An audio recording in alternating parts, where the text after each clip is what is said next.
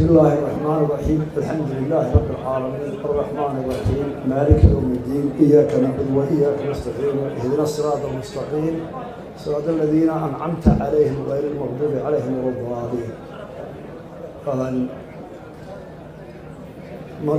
السلام عليكم ورحمة الله وبركاته. waxaan marka koobaad aad iyo aad halkan uga mahadnaqaynaa haddii aan nahay wafdigii ku maqnaa hawsha dhammaan shacbiga Somaliland dibadda gudameedu joogaba gobolada oo dhan qaybaha mujtamaca oo dhan axsaabta mucaaradka oo siyaasadda wadaagno golayaasha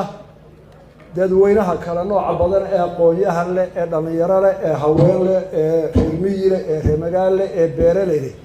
taageeradii iyo wadanimadii iyo shucuurta ay u muujiyeen qadiyadooda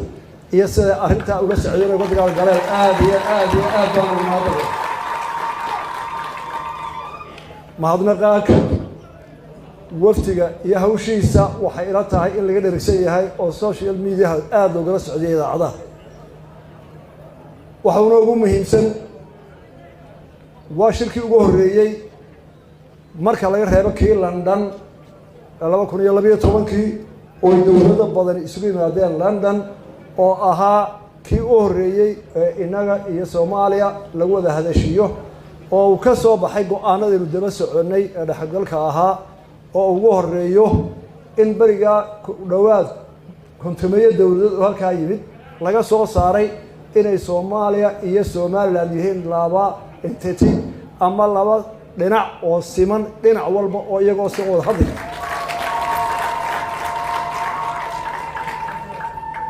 hase yeeshee 2012 laga bilaabo ilaa maanta 2008 sanadood wada hadaladii halkaa iyo niyadamaantii ay ugu tagnay iyo go'aankii London ka soo baxay muu helin fagaare lagaga wada hadaladu si ay u dhaceenba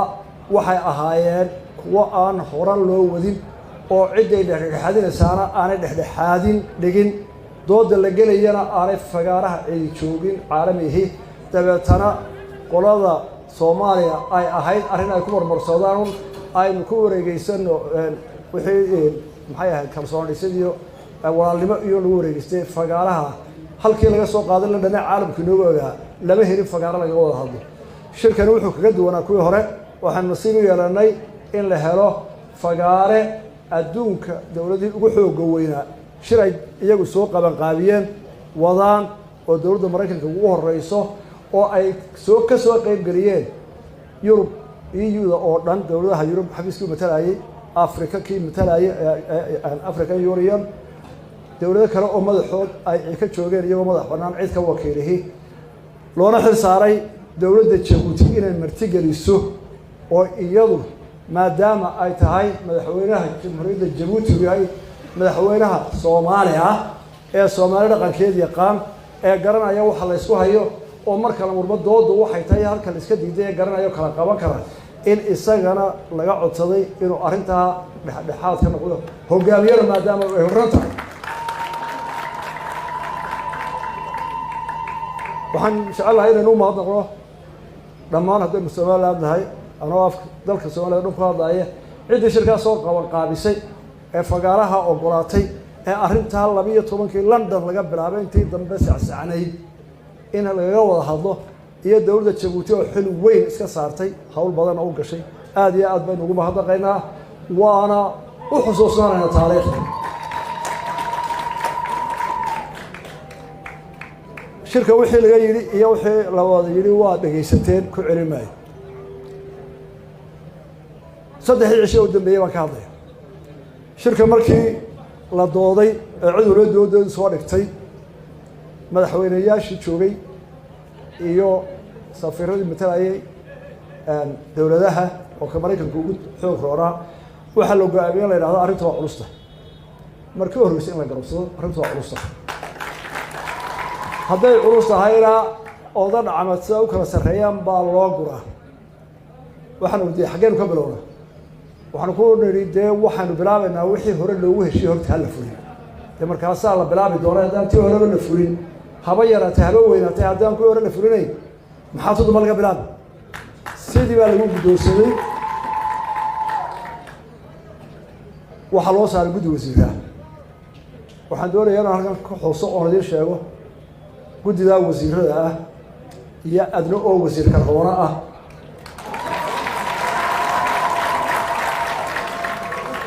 iyo maxamed biixi oo wixii u aqoon iyo awood hayay maanta shirkaa kaga qayb galay oo isla la socday oo telefoonka lagula socday iyo wasiirada shanta halkan fadhiya maxamed biixi baa shirkaa ku jiray oo isagu Nairobi kaga jiray halkaa waxaa ka dhacay shir aad iyo aad u adag waxaa hubaala shanta halkaa fadhiya afartaa wasiiriyada saddexdii cisho dambeysay sagaalka markay bilaabaan habeenkay ugu soo horeeyaan tobankay soo baxay saacadda qadada mooyinta kale kursi baa lagu fadhiyey inta badan iyadoo la cadaysoo dhiigi karayaa bannaanka iyo gudaha loo soo baxaayey waayo dadka nala doodayay runtii may ahayn dad fahamsan waaqiciga jira nasiib darradu waxay ahayd dadkan aan murmaynaa waxa jira ee waaqiciga ah dad aad uga dhagsan may ahayn ama dareemaya halka xumaddu maraysa iyo waxa jira nasiib wanaag dagaalkaasi wuxuu socdaba kolba wax la kala boodaba kolba aniyo saleebaan waxaan odayaal noqono waa baruuk hadiya degdeg mayne innaga haddaan lahay baruuk hadiyaha soo boodin aan ku celino halkaa ay ka soo boodeenba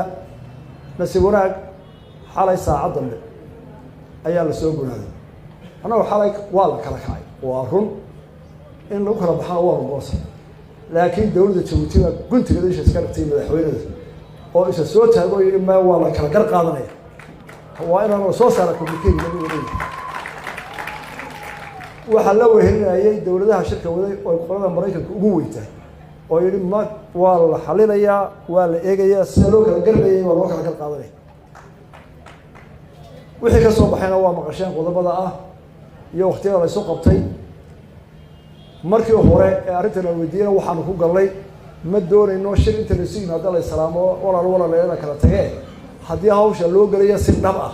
oo mudaysan oo mid waqtigeeda la qabanayo oo ama lagu heshiiyo ama la isku diiday si dhab loo wada hadlayo diyaar baan laakiin uma baahnin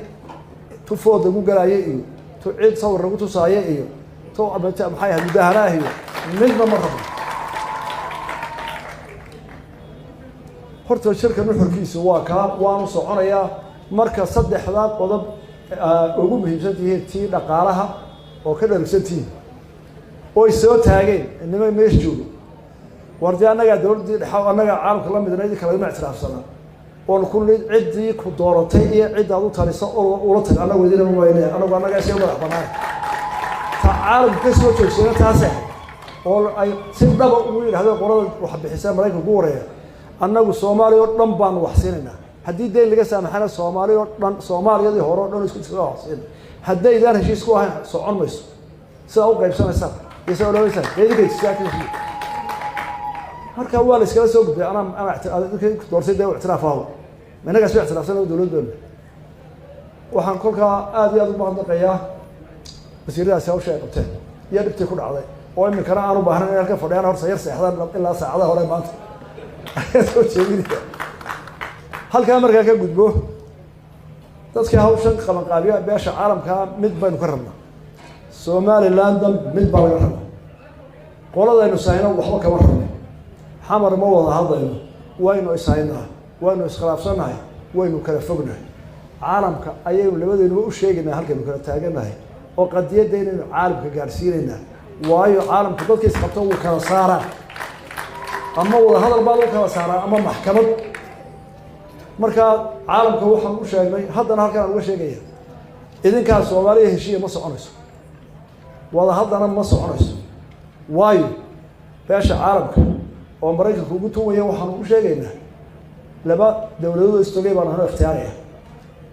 dawladdu waxa laga gudbay 1990 laba dawlad baan kala dhisay laba sistem baan kala qaaday waxaad ictiraafteen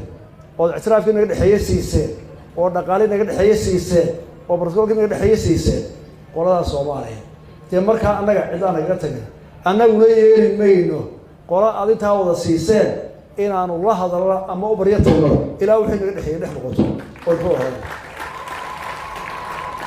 horena taas aanu haddana taas aanu taagan waxaanu ku wada hadlaynaa marka la kala gar qaato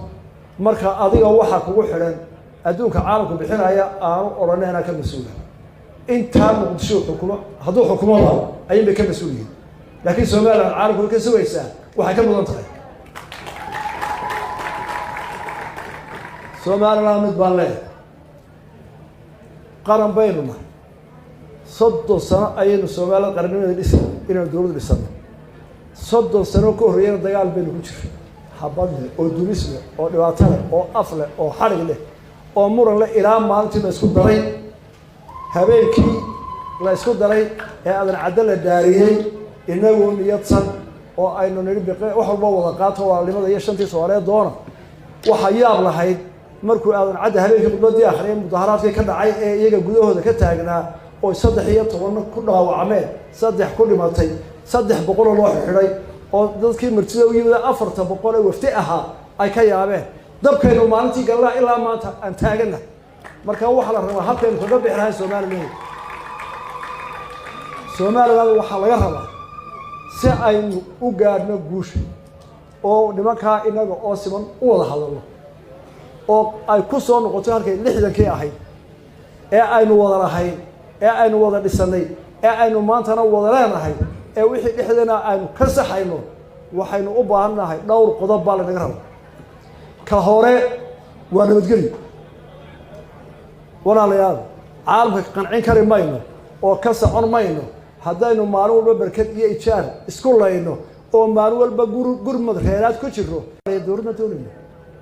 ma doonayno taa waa inaynu bedelnaa 1980 Ingiriisku wuxuu yiri haddaad nabadaysaan dagaalada culayska xoolaha reeraad joojisaan gobonimadu waa siinaya tiibana la furi maantana waxaad moodaa in qori la cararaya iyo wax yaro bilaa macna ah maalin walba miidiyaha laga sii deynaya dadka u dhimanayo yaa dad suqunaya wax siinaya dad xabad soo sayay la hadlay taa waxaanu leenahay haddaanu ceelyo tigano adduunkii la soo hadalnay walaalayaal horta naabad aynu ku wada noolaa xalkeena caqli aan ku deeyo oo hal la daayo qabaa'il hebla ay tiraysa qabaa'il hebla ciidan soo urursatay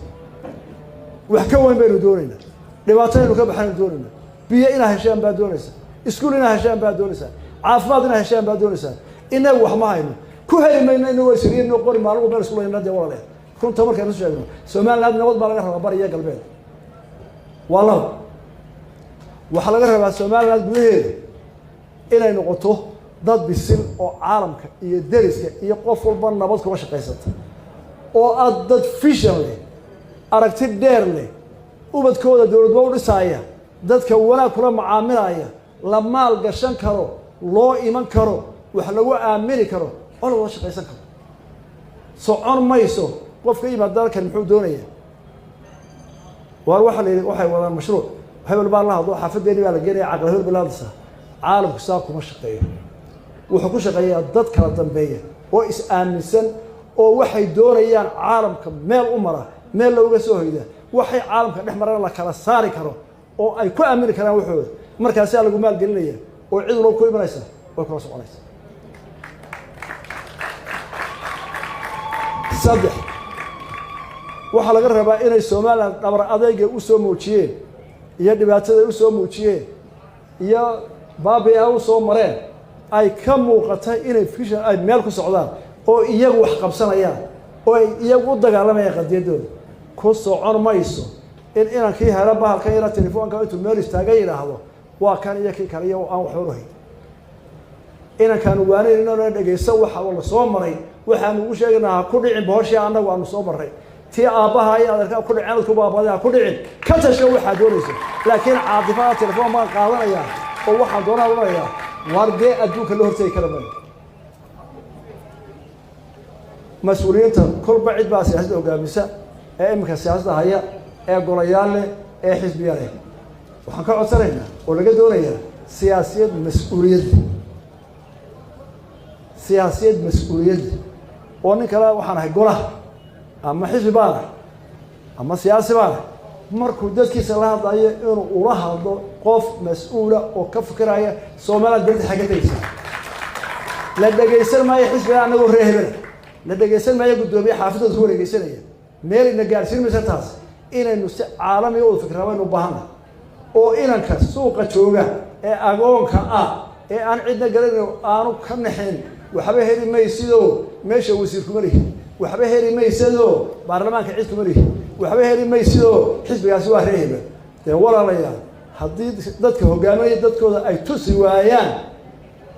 wuxuu ku dhiirado ku dabagalo ku ogolaado oo cadaalad dhexdhexaad ah dee waar dadkeena dalka hogaamiyo ciidamada qarimayso inaguna dadka meel geeyay ma aha midii qalan aan waxna qalan midii aan qarsan aynu midowno dalkaan dhisno habeenkiina in la kala foqfoqo ama ninka xafiiska marka loo tagayana qoro la isugu socdo ma soconayso meel ku gaarmeen caalam baynu u tagaynaa af Soomaaliyeed baynu ku hadlaynaa waxaasaanu haybaanu leenahay waanu faanaynaa waanu ka wanaagsanahay gob baanu hado seenaano waa in guriga laga helaa oo xafiiska laga helaa oo maqaaxida laga helaa oo iskuulka laga helaa oo kayay ka wariba saayay de walaal hadii kale waa jugjuway waxaad geyso falka dambe ee ku jira ugu dambeyn waxaan ka codsanayaa madax dhaqameedka waa madax dhaqameedkii dalka waa doorasho waa nimanka u dhasha ee doorashada ilaa ay ka dhimanayaan walaalkii ka dhaxlaa meelkiisa ixtiraamkaas u dhaqankeed loo yidhi waa mansuub aan laga dhacay oo waliba lagu karaameeyo caaqilka odayga suldaanka balka warka suldaan waliba haduu codad qaato anagu reebel wallahi bilaa tarcibrtiin la yaab ee warsbaan oo saamahay dhaqan waanu ixtiraamayna anagoo siyaasiyiin waa ka dambayna koofiyadii baa noo sidaan sidii aabayaashin ahaan jireen de ahaada waa maxay suldaan wuxuu doono ku hadlay oo wuxuu doono sameeyo dee suldaan markaa mati waad ka baxday xayndaabki waxaan ku soo gabagabeynaa culimada hay'adda duceyso culimadu iyaga dee inoo haya kitaabka Ilaahay iyo midkii waxaan ka doonaa culimada inay ducada iyo dhikriga Ilaahay badiyaan dadkana ay wanaag ku hanweeyaan iyaguna aanay firqa noo yeelan marka inuu inta isu geynaaba inuu waxaynu doonaan helena dadkuna naga roosanaya ninka Soomaaliyeed noo hadlaya nin noqonaya wax toos ah ku hadli karaya qodobka waxaan dhaafayaa waxaan jira nin muwaadina oo reer Soomaaliland oo 7 sano joogto ku xidhnaa oo arrimaha falalka xisaab xidhnaa oo tirsanaya cadaalad darrada xukuumaddiisa helin waan kala hadlay dawladda Djibouti farkiisa dib loo furayaa insha Allah si natiijada ku gaaro